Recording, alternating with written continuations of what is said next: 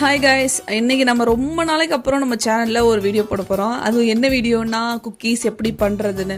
என் தங்கச்சி ரொம்ப நாளாக ஆசைப்பட்டுட்டு இருந்தா, அவளுக்கு குக்கீஸ் வேணும் பண்ணி கொடுன்னு சொல்லிட்டு அதுக்கு இன்றைக்கி தான் எனக்கு ஒரு நல்ல சான்ஸ் கிடச்சிது. ஸோ இன்றைக்கி பண்ண போகிறோம். அதுக்கு ஃபஸ்ட்டு நம்ம ஒரு மிக்சிங் பவுல் எடுத்துக்கிறோம். அதில் வந்து 1/4 கப் அளவுக்கு நம்ம பட்டர் எடுத்துக்கிறோம். பட்டர் எடுத்துகிட்டு நல்லா பீட் பண்ணிக்கிறோம். பீட் பண்ணதுக்கப்புறமா சுகரை பவுடர் ஆக்கி அது ஒரு 3/4 கப் எடுத்துக்கிறோம். அதை அதில் ஆட் பண்ணிக்கிறோம்.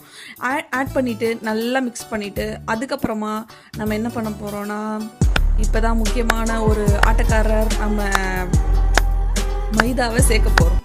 ஃபுல் கப்பு ஒரு பவுல் எடுத்துக்கிறோம். அந்த பவுலில் வந்து ஒரு 1/4 கப் அளவுக்கு பட்டர் எடுத்துட்டு நல்லா பீட் பண்ணிக்கிறோம். அதுக்கப்புறமா சுகரை பவுடர் ஆக்கி அதை வந்து ஒரு 3/4 கப் எடுத்துக்கிறோம். அதையும் நல்லா மிக்ஸ் பண்ணிக்கிறோம்.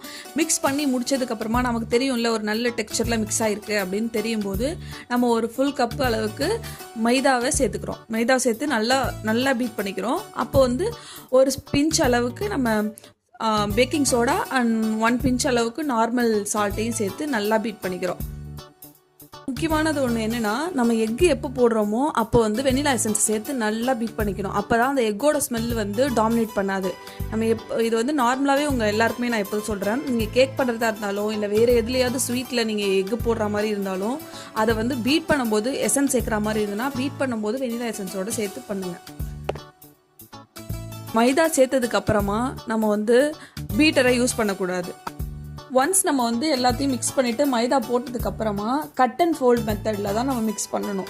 அதை வந்து நல்லா கட் பண்ணி ஃபோல்ட் பண்ணி நல்லா மிக்ஸ் பண்ணதுக்கப்புறமா லாஸ்ட்டில் நம்ம சாக்கோ சிப்ஸை வந்து ஆட் பண்ணிக்கிறோம். ஆட் பண்ணி ஒன்ஸ் ஒரு கட் அண்ட் ஃபோல்ட் மெத்தடில் முடிச்சதுக்கப்புறமா இது ரெண்டுத்தையும் எடுத்து நம்ம பிளேட்டரில் போட்டு அவனில் வச்சு ஒரு 15 மினிட்ஸ் பேக் பண்ணி எடுத்தால் குக்கீஸ் ரெடி. இதான் என்னோட first voice over video. So மறக்காமல் லைக் பண்ணுங்கள், சப்ஸ்கிரைப் பண்ணுங்கள், அந்த பெல் ஐக்கானை தட்டுங்க. அப்போ தான் நான் போடுற வீடியோஸ் உங்களுக்கு டெய்லியும் வரும். பாய்.